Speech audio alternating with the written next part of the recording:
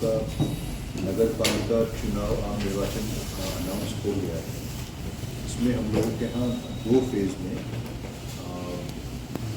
चुनाव हम लोगों का है। फर्स्ट फेज़ जो है हम लोगों का, उसमें हम लोग का 6 नगर निकायों में उसका शेड्यूल आया है और द्वितीय चरण में 5 अर्बन लोकल बॉडीज़ हैं। तो फर्स्ट फेज़ का हम लोग का अधिसूचना जो है वो 10 तारीख को प्रकाशन हो गया और अभी नामांकन की प्रक्रिया चल रही है। 10 से 19 तक है। स्क्रूटनी जो है ये 20 और 21 सितंबर को होगा। कैंडिडेचर वापस करने की तिथि 22 से 24 है और मतदान की तिथि जो है फर्स्ट फेज़ की वो 10/10 को है, 10 अक्टूबर को, और काउंटिंग 12 तारीख को होगा।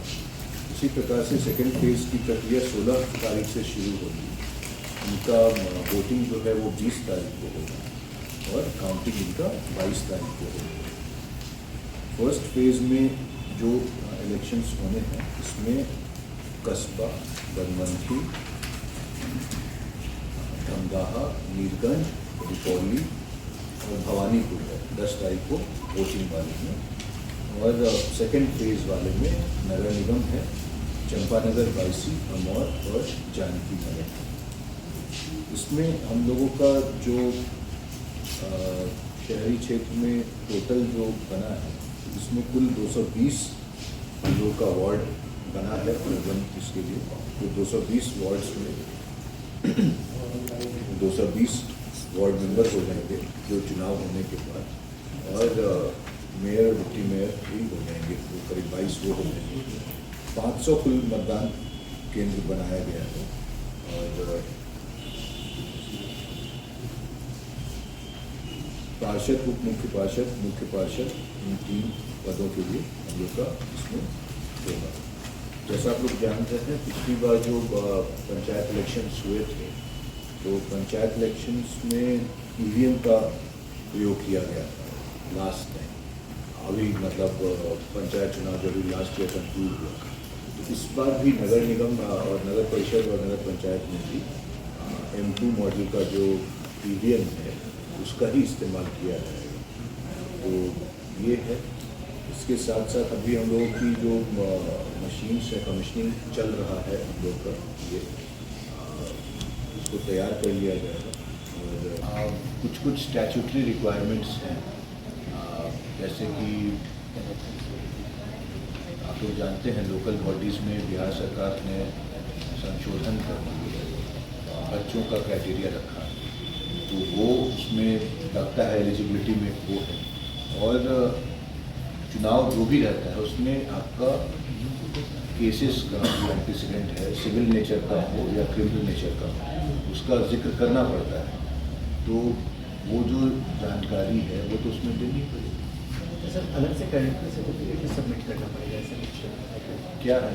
ऐसी इसमें वो देने का इसमें कोई बाध्यता ये बैनर पोस्टर को लेके क्या नियम है? बैनर पोस्टर जो लगाया गया कोई भी आदर्श आचार संहिता कुशान का गठन जो किया गया है, लगातार हम लोग जाँच कर रहे हैं और कहीं पर भी इस तरह की उल्लंघन के मामले आने पर हम लोग कार्रवाई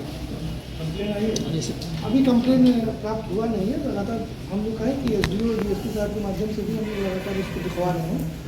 पब्लिक के माध्यम से भी सूचना मिलने पर हम लोग कार्रवाई करेंगे।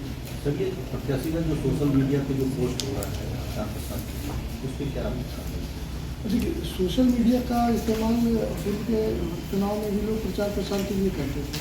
सोशल मीडिया के ऊपर जैसे कि बैनर पोस्टर का अभी हम बात कर रहे हैं, सोशल मीडिया पर भी किसी के ऊपर कोई व्यक्तिगत आक्षेप और व्यक्तिगत कमेंट करते हुए अगर पोस्ट डालता है तो नियमानुसार उस पर भी कार्रवाई की जाएगी। करना पड़ता है तो उसका अलग अलग असेसमेंट होता है अलग अलग दिन के हिसाब से। वो जब डिटेल में होगा उसके बाद तो उसकी जो उपलब्धता होती है वो कराई जाती है। लेकिन इसका पैमाना जो है उतना बृहद पंचायत इलेक्शन में तो हर फेज़ में 200-250 बूथ रहता था। यहाँ तो शहर के क्षेत्र में आपका शहर वाले चुनाव के दिन 200 फुट करीब बूथ है, लेकिन बाकी एरिया में, लेकिन चूँकि 4-5 है तो करीब 200 बूथ तो 2 दिन का करना पड़ेगा। तो पोस्ट जो भी उपलब्ध होगा उस हिसाब से हम लोग इसमें डिटेल प्लान है तो बता देंगे। लेकिन सभी बूथ पर जिला पुलिस बल और BSF के जवान वज्रगिरी में भी जिला पुलिस बल और बीएसएफ के जवान ही लगेंगे। होमगार्ड हम लोग नहीं लगाने जा रहे हैं। जिला पुलिस विधि व्यवस्था को शानदार गठन किया गया है और आदर्श आचार संहिता उल्लंघन के कहीं कहीं मामले रिपोर्ट हो रहे हैं, तो एसडीओ और डीएसपी के द्वारा उसकी जांच करके अधिकतर कार्रवाई भी हम लोग सुनिश्चित करवा रहे हैं। विधि व्यवस्था के लिए पर्याप्त बल हम लोग के पास उपलब्ध है और सभी मतदान केंद्रों पर समुचित पर्याप्त संख्या में बल उपलब्ध रहेंगे।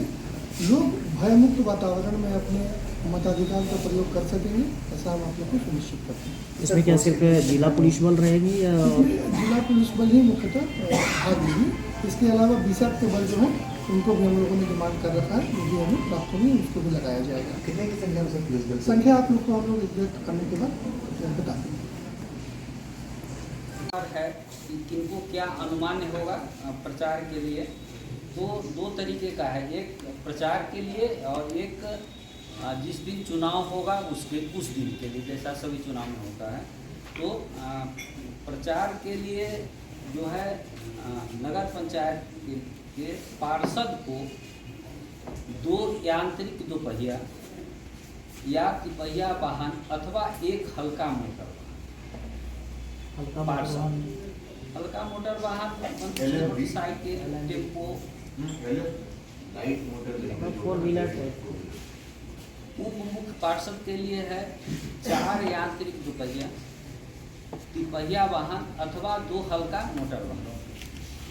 मुख्य पार्षद के लिए है 4 यांत्रिक दोपहिया, तिपहिया वाहन अथवा 2 हल्का मोटर वाहन।